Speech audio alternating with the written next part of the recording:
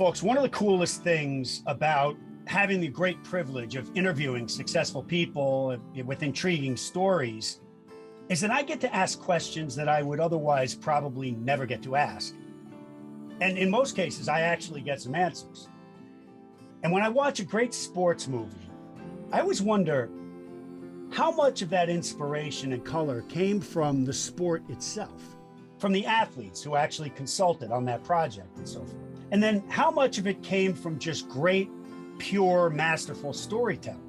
And then I also wonder how much of it came from what's actually inside the filmmakers themselves. And I mean, what's in their heart and soul, what really drives them, because that's always what interests me. And that's why in our primary podcast, Island, we take a very particular angle on illustrating the incredible history of Manhattan Island by telling the story through the eyes and minds of the characters, starting with the man who really, in many ways, started all the trouble way back in 1609, Henry Hudson himself. And as I've said to our friend Indira Varma, who's been on the show a few times, and as Yap and I often talk about, the characters define the history, right? And I mean, what better and more effective way for humans to wrap their hands around the real course of history, the real story, than by experiencing it through the eyes of other humans. Now, when we say Manhattan, that's just the starting point. That's the island and the place that was the geographic origin of this story.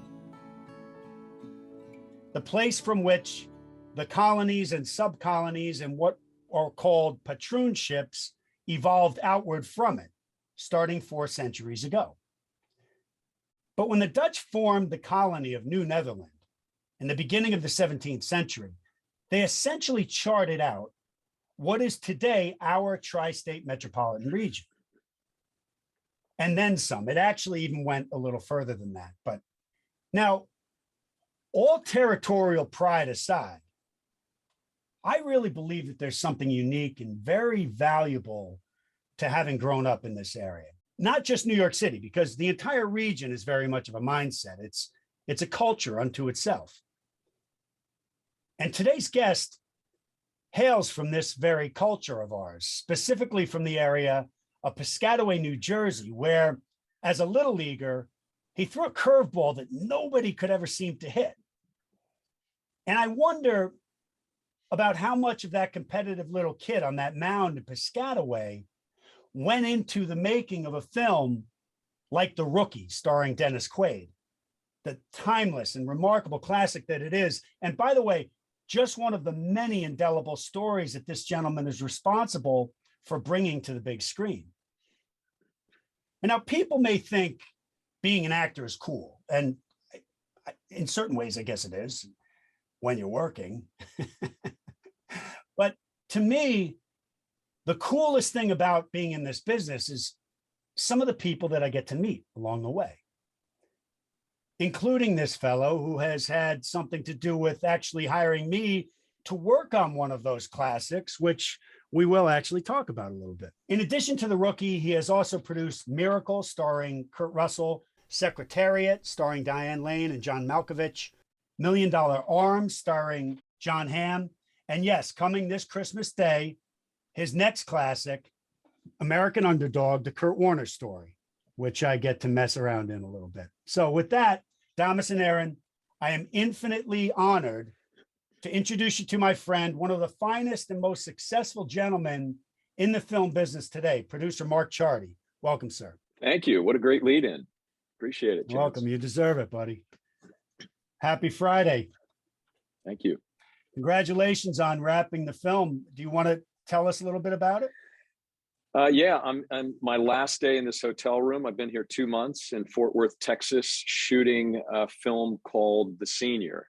And it's a project that I've had for 14 years. I set it up and met a guy named Mike Flint after reading a story in the LA Times about this 59-year-old guy who's made his old team at Sul Ross State University, a Division III school, and as a middle linebacker. And I felt like an unbelievably intriguing idea. I had just finished the movie Invincible in 2006 about a 35-year-old guy goes back and plays, and makes a team as kind of a walk-on for the Eagles. And I've also did The Rookie, of another mid-30s guy comes back and play, but I was like 59, man, that there's something interesting there. So I flew to Odessa, Midland, and drove to Alpine, Texas, and it was a competitive rights situation. So I figured, let me get on a plane and go. And I was able to go to the homecoming game for Mike Flint, and it was amazing. I got to meet his family and all his former teammates, as well as some of his current teammates. So I was there when the story was unfolding, and then got a script made, and had so many close calls on this film in 14 years. And finally, now we just finished making the movie with Michael Chiklis, Mary Stuart Masterson, Rob Corddry. I think it's fantastic, and it was worth the wait and the energy, and really proud of it.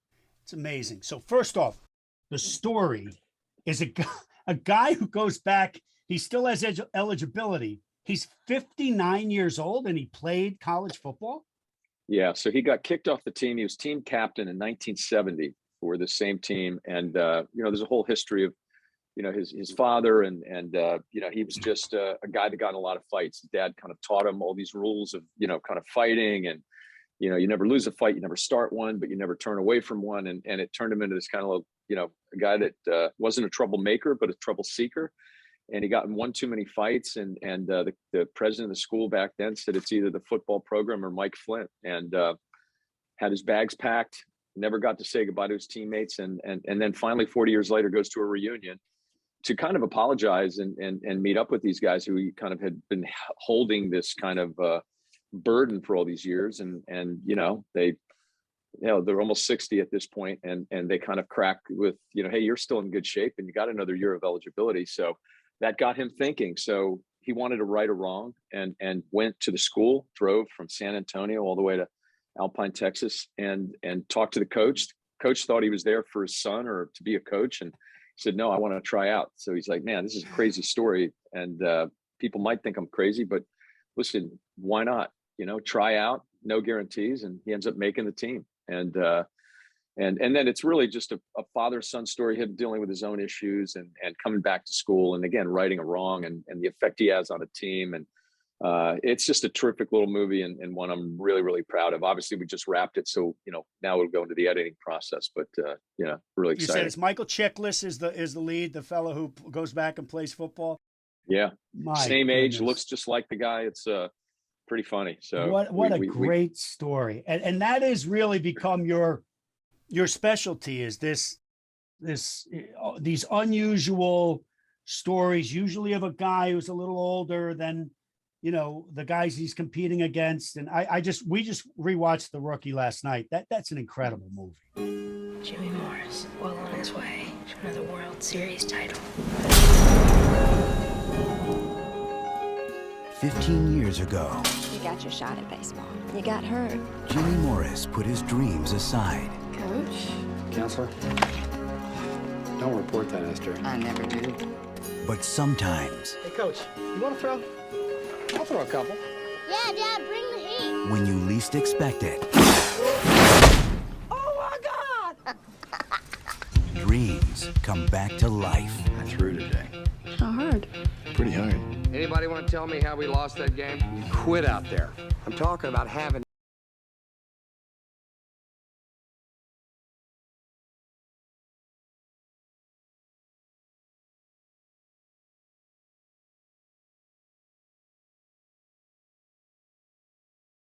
the district champion hours. Now it's your turn, Coach. It started as a simple bet. I promised to try out. It was this thing to get the kids to start playing. It became the most incredible true story Rule number one is arms slow down when they get up. in baseball history. From the studio that brought you Remember the Titans, We've got an 8-year-old boy who waited all day in the rain to see his daddy try to do something that nobody believed he could do. Now, what are we telling him if you don't try now? this spring, You bringing some kids? Besides your own? I'm here for me. For you. Jimmy, come on, you're up. Just a second. I'm not doing it. Don't hurt yourself. His dream was impossible. You the old guy? I'm the old guy. How fast were you sold 15 years ago? 85, 86? You just threw 98 miles an hour. Nah. But his journey was extraordinary. To Coach Jimmy Morris, the man who taught us about wanting something more. Dennis Quaid, Do you know how many guys can throw the ball 98 miles an hour? Not many. the rookie. Now, you come from a background that has some threads of that, don't you? I do. Listen, I love your lead in with New Jersey, and I grew up in Piscataway, and that township was formed in 1666. Along the Raritan River, and a lot of history down at the bottom of my street. Legend had it that George Washington had stayed in this house. That's kind of a landmark on River Road, and I loved it. I think New Jersey formed a lot of kind of who I am, and I used to go into the city a lot, take that Trenton local into Penn Station, and I loved going into the city, and there was nothing like it as a young kid going to see a Knick game in the Garden, just walking around and looking at the buildings. But then I went and I obviously played baseball at Piscataway High School. Was lucky enough to receive scholarship offers, and ended up going to the University of Maryland and played baseball at Maryland and pitched at Maryland, and then got drafted by the Brewers. And this all ties into to the rookie. So I signed in 1983 with the Brewers, and made my way up to the big leagues, and got up in 1987. Had some injuries, retired the next year, and then went on with my life. And probably 10 years after that, got in the film business randomly, and worked out of a garage for a few years. And in 1999, I'm sitting there in a doctor's office reading this little article in Sports Illustrated about this 35-year-old high school science teacher and baseball coach in this little West Texas town. And it went on to describe how they had never won anything, and he, would pitch to them and try to inspire. And they made a deal that if they won the districts, coach would have to try out. And at 35, it's kind of like one of those, okay, sure, they win districts, he's got to do this tryout. He goes, he's throwing like 98 miles an hour. The Rays sign him, and I'm reading this article. He's in AAA at this point, and I'm saying, man, what a story! If this guy gets to the big leagues, I've never heard anything like that. And then at the very end, it said he signed in 1983 with the Brewers and never got above single A. And I looked, I'm like, oh, I didn't even connect the name, but Jim Morris was a guy I played with for 3 years. We roomed together one spring training. Like we're brothers, like you are in baseball, especially professionally. So I knew him, and I mean, unbelievably well, like many others. But I had lost touch after 11 years. So now I'm like, oh my God. And I hadn't even made a movie at this point. I'm in a garage. So ended up tracking down Jim, and he had an attorney that represented him and two other guys just starting out. And I was able to get a call in and set up a meeting, and then the story blew up, and I won't go, that's a whole nother story, but became really competitive, and I ended up getting it for Disney, and led to the movie The Rookie, which was my first movie, and kind of that was the start of everything. And it was really personal for me because I played with Jim and was really close to him. And again, every studio went after this project, and I ended up getting it for Disney, I think probably because of my relationship with them. And, that was it. That was the start of, a lot of sports films, and, still do a lot of sports films, not only, but it's certainly a big part of, my identity in business and in life. And I just love telling these great underdog stories. So that's incredible, Mark. I didn't know that part of it. First of all, you played with him when you guys were in the minors? Yeah. Oh 3 years. In fact, one of the photos when he's looking back on his when Dennis is in his house and he's kind of going back, it's a photo of mine that in Beloit, Wisconsin, of me and Jim playing together, and it's on the wall of the. I saw the photo. Yeah. I thought it might be you. I thought. So if you pause on that, you can zoom in and you can try to find me. I think I'm in the front row. Oh my God, that's amazing. So, what I was asking about in the opening, that show came from you. I mean, that story, that production came because of you. You had this spirit in your heart as a little leaguer and as a baseball player, and you recognized something in that when you read about your friend there in the papers in '99, and it really affected you and moved you to become a movie producer, which you really weren't at that point, right? Yeah, I was just starting out, and I had at that point set up a couple, movies like from books and a thriller, nothing in sports. So when I sat there and I, had I not known Jim, I would have been, as excited, but to know him and like, oh my God, this is a guy I played with. And by the way, my start and why I my little chance, because I was a 15th round draft pick. They had no money invested in me. Actually, Jim was a first round $100,000 signing bonus baby. And I remember first day I pulled in, I pulled in next to his white Bronco, and I had this old car, and I remember thinking, man, what a nice car, brand new Bronco. And I had lunch with Jim, and his dad, I think, was with him, and it was the very first day in rookie ball. And so we were just friends, and he was a pitcher, he was a starter. He got hurt, I think maybe about 2 weeks into rookie ball season in Paintsville, Kentucky. I got a spot start. I threw a shutout, and I never was out of the starting rotation from that point forward. So I kind of owe my chance to Jim getting hurt and me getting, his start. So, and we kind of had parallel paths. And then I actually moved up, and he kind of stayed in single A. And, I was lucky enough to make it to the big leagues. But, you play with these guys, for years. And, you're on buses, you're on, in hotel rooms, you're, in dugouts and locker rooms. I was close to all those guys, and Jim was one of them. And to then, go 11 years forward and now see this guy who never had success in pro baseball throwing 98 miles an hour. I remember seeing him in front of Disney when we had this big meeting there, and I hadn't seen him, and he pulled up when I did. We just looked at each other and started laughing. And, we were lucky enough to get this project, and he got called up to the big leagues and, had this amazing little run. So I just love those stories. And, for that one, it was personal because I know him. So we just kept trying to look for stories, and they came to us, or we'd find them. And yeah, it's been a good run. That is an incredible story. Wow. That's incredible. And your background in sports has clearly helped you work your way into this business originally, and then I would say keep you going at a successful level. Is it the work ethic? What is it that sports did and ingrained in you early on that you were able to use in coming into this business? Like, for instance, when you were a 34-year-old who had not been in the business at all, yet you were fearless about doing it. What was that all about?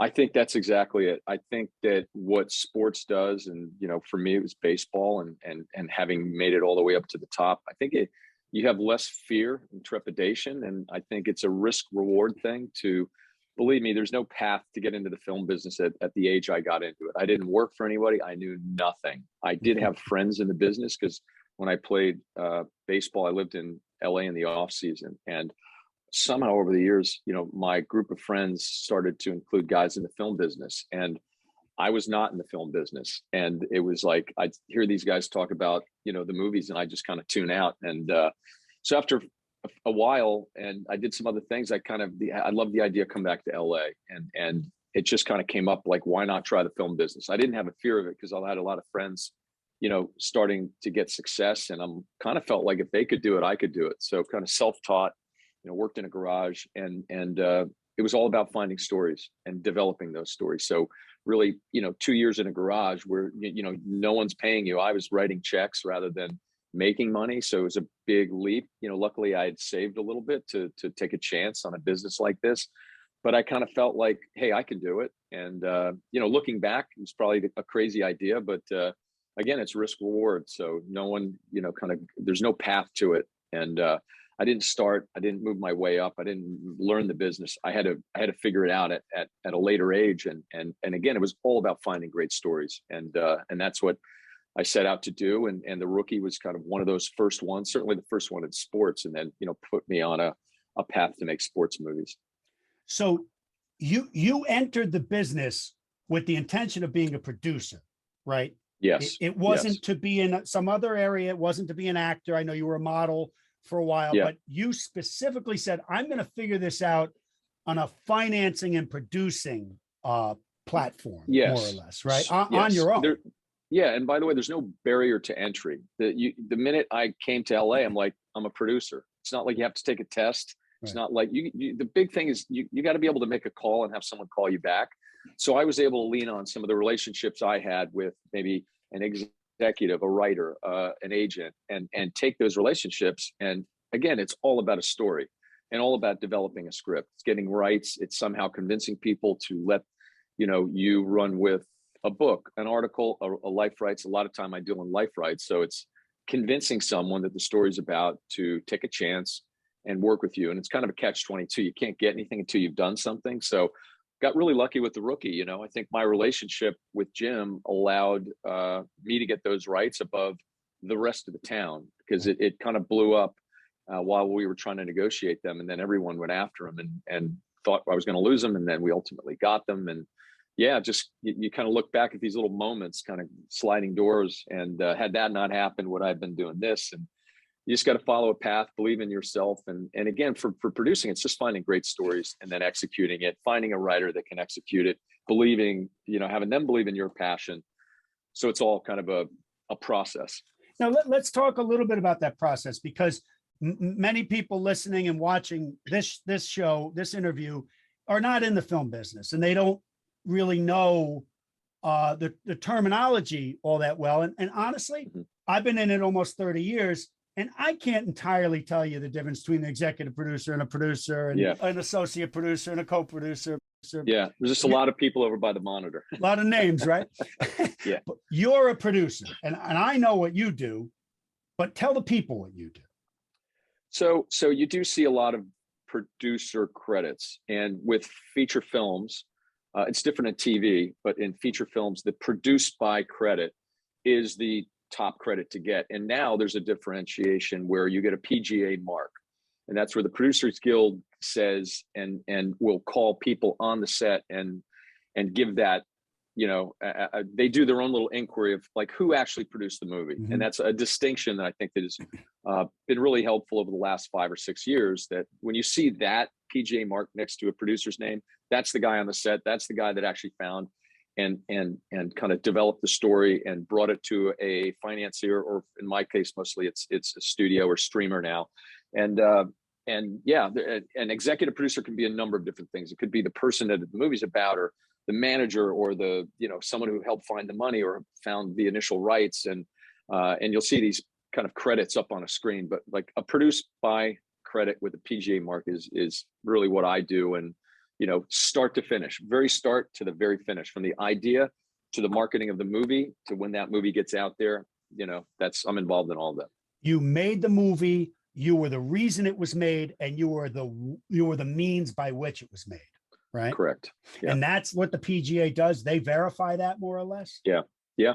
They'll do it'll take a couple months. They'll call different people in the crew and go, so who was this guy on a set? What were his responsibilities? And then they'll come to a decision, and that's it. They kind of tell you. In fact, for our movie Chance, I just last week they gave the PGA marks to the Irwins, myself, and Kevin Downs. So yeah, so it's good. It's a good way of kind of putting a stamp on that.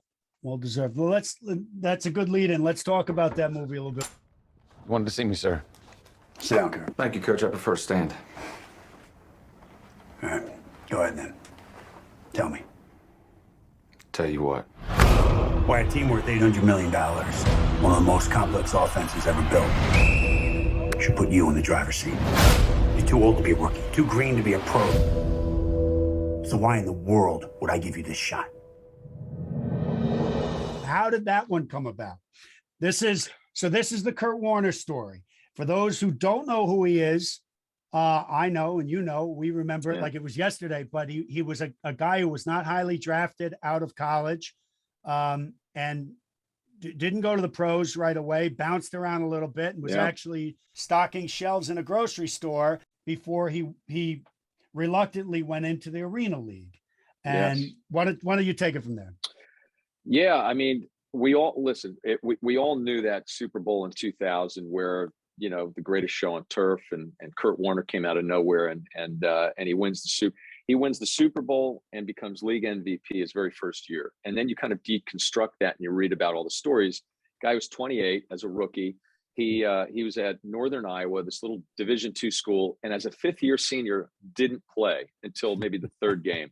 So you talk about long shots. So he kind of, when he gets his opportunity, he starts lighting it up in Division II, and then at the end of that year, he kind of gets some accolades, and he figures, oh, maybe I'll get drafted. He doesn't get drafted, and then he gets a little look with as a free agent with the Green Bay Packers. I think he's there 2 days. They cut him. So now it's like, okay, I got to get back. And now a number of years go by.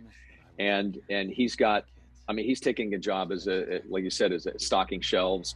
He has a real low point. He's also along the way married and dated and then married a woman, Brenda, who had 2 kids, one disabled, and his faith, helped him. And the two of them kind of survived a lot of low points, including, Brenda's parents dying in a tornado freak accident. And so he keeps, grinding and doesn't want to give up on his dream. And like you said, he finally goes to the Arena League. It's like a circus.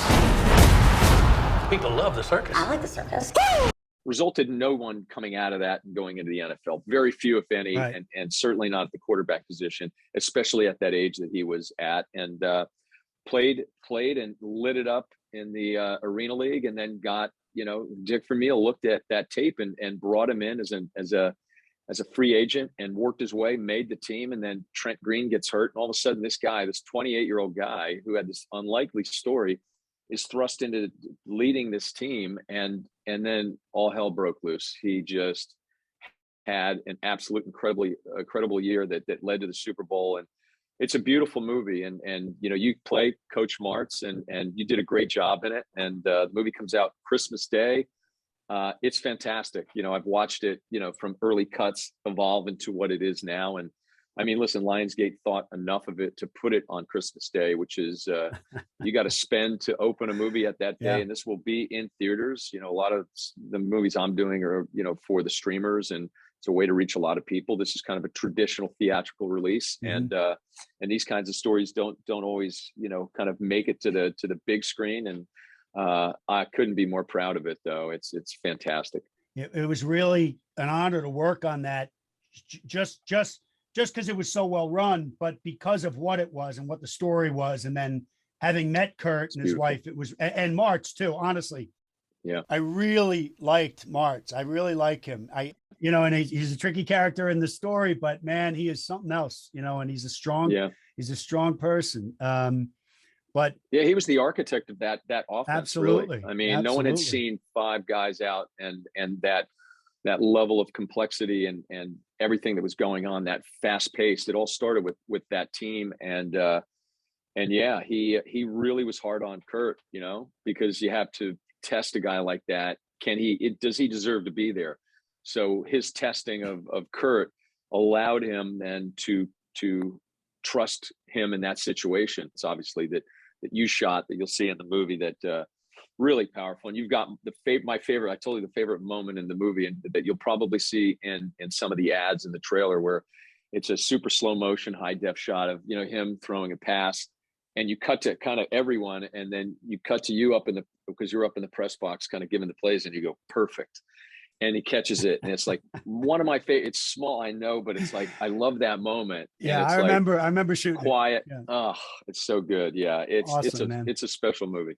Yeah, it's going to be, and you got a real nose for it, Mark. You really do, for these kinds of stories, really unique and memorable and timeless stories. And they're really not even so much sports stories. They're human interest stories. And they're very often, they're about family, and Yeah. I was noticing in The Rookie, rewatching The Rookie, how similar it is to American Underdog in many ways, Yeah. Yeah, sometimes it's small moments. They should never be about the sports, right? The sports is just that vehicle in which you tell the story, and something happens as small as just getting on a field, right? For Jim Morris, he got on that mound. We showed 3 pitches or 4 pitches. It's like one batter he faces. He did it, right? It's not about what he did after that. It's that moment. Vince Papale, it's him getting on that field, right? A long shot. And, some stories are bigger, with maybe Miracle that I did and these guys, again, an unbelievable underdog story, or Secretariat. You got to figure out what the underdog story is, even with the greatest racehorse. But, we found Penny Chenery, the owner.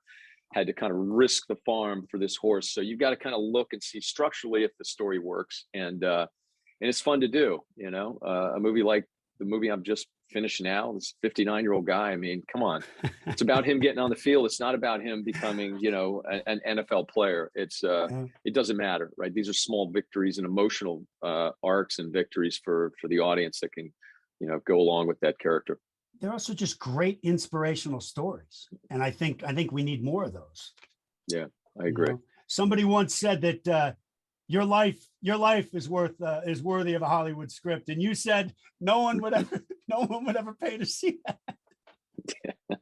Yeah, I've had, like you said, I've had 3 careers, so it's been fun. I think all of them have been incredible, kind of long shots to actually have any success in it. So once I think you do take a risk with something and have any success, I think it can kind of, allow you to risk. I guess there's a certain amount of risk, or, going for it. And you got to believe in yourself. And it kind of reflects some of the stories I do. If people keep saying no, and you can turn it into a yes, well, there's some interesting, things. People will always tell you no. And you have to turn that around and believe in yourself. That's a great lesson to teach, and that's a great lesson to teach as a father. I know you have 2 teenage sons. I'm sure that you put that into your parenting, don't you? Absolutely. Absolutely. No one's going to give you anything. You might get a door open. It depends on what you do with it. It's a complicated, fast-paced life and world, and you got to stake out your own path and find your own success.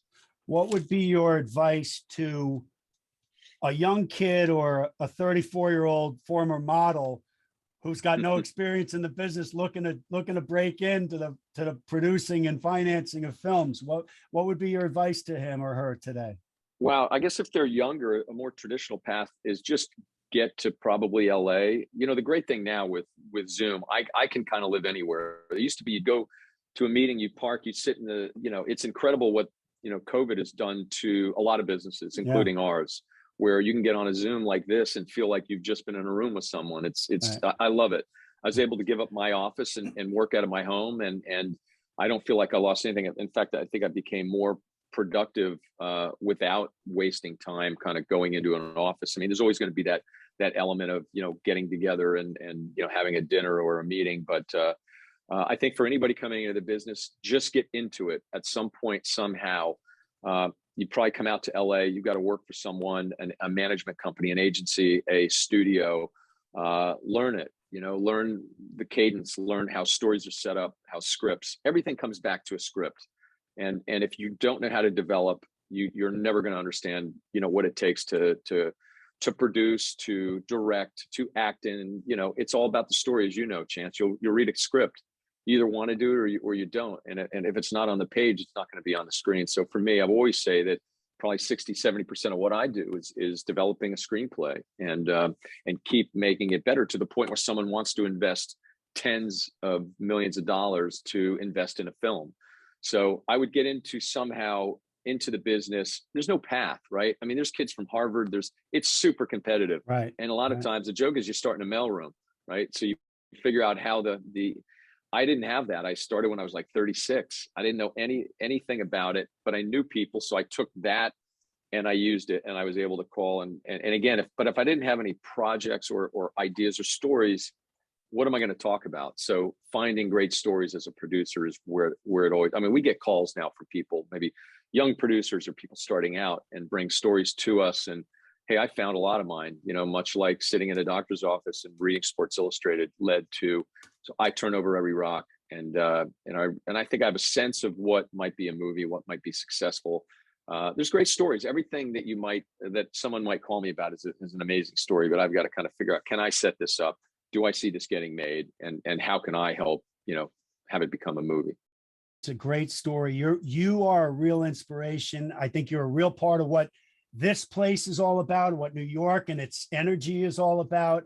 And I really want to thank you so much for coming on and spending some time with us and telling us about your incredible career. It's really inspirational. And I think it'd make a great script. I definitely watch it. Well, no, listen, I love New York. My family's still in New Jersey and in the area. And anytime I can get back to New York, I love it. And, I'm now running a company called Game One. And yes, and I meant to ask you about that. Tell us a little bit about that. Well, briefly, it's a sports content company. So movies, TV, documentaries, podcasts, name, image, and likeness, kind of the whole gamut of sports. And Basil Wanek and Greg Economou started this company a couple of years ago, and have amassed a bunch of projects, and they had wanted me to run it, and I said no a bunch of times, and then I couldn't say no anymore, and I really love what they're doing, and bringing what I do, and it's fun, and we have a big base in New York. We've just got offices down in Soho, so there's always that connection to the East Coast, to New York. It's kind of the heartbeat. LA and New York are the two epicenters, and anytime I can get back there, and a lot of documentaries are made back there, and we have some relationships we're kind of working on that will keep us there and have always a presence in New York. That's fabulous. Why did you say no to them originally? I have my own business. I'm now finding obviously a level of success, and I'm busy, and why do I want to go to somebody else's company? But when I saw what they were building, and I knew I could help. And the idea of building something greater than what we always say 1 + 1 has to equal 10, so whatever that synergistic effect. And frankly, you're looking at a lot of these, production entities really creating a lot of value. So I love the idea of trying to build something, and it had to be great with great partners. And they're really hard to do. And, anytime I've picked up a phone and reached out to people that I've known and liked in the business that I'm in, everyone's kind of liked this idea. So they've followed me, and, it's only been 2 months. So I love the idea of building something. It's kind of this last thing that I want to do. And I've been in the business for about 21, 22 years. So, it's fun to do. So. Well, good for you. Congratulations on that, Mark. And congratulations to them for getting you, because they say they got the right guy. Yeah, I'm excited. It has to make sense for all parties, for any kind of business venture. So yeah, I'm real excited. Awesome. Best of luck with that. And again, we thank you so much for coming on and telling us your story. It's an incredible one, and you're doing great at it. It's a pleasure. It's an honor to know you. It's an honor to have worked with you. Thank you. Yep. I'll see you at the premiere. Okay? Yes, sir. You know it. Be well. Take care. Okay. Bye-bye. Mark Ciardi, ladies and gentlemen. Don't miss American Underdog, the Kurt Warner story, coming to theaters this Christmas Day, starring Dennis Quaid, Zach Levi, Anna Paquin, and me. Directed by the wonderful Andy Irwin, co-directed and co-produced by John Irwin, and produced by none other than the Mark Ciardi. Great work, folks, all around. Congrats. We thank you once again for joining us, and if you're enjoying Island Voices on YouTube, please be sure to hit the red subscribe button in order to get every episode. Verdammt. Folks, you can watch or listen to Island Voices Podcast. Our YouTube channel is Island Voices Podcast on YouTube. Island Voices Podcast on YouTube. Or you can listen on Spotify, Google, Apple Podcasts, or wherever you listen to podcasts. Verdammt. And don't forget to tune in to our companion podcast, Island, the incredible history of the island of Manhattan from 1609 to 1909. History is cool. Island Voices Podcast is a production of Chance Kelly, Inc. and may not be reproduced or re-exhibited without authorization. Thank you.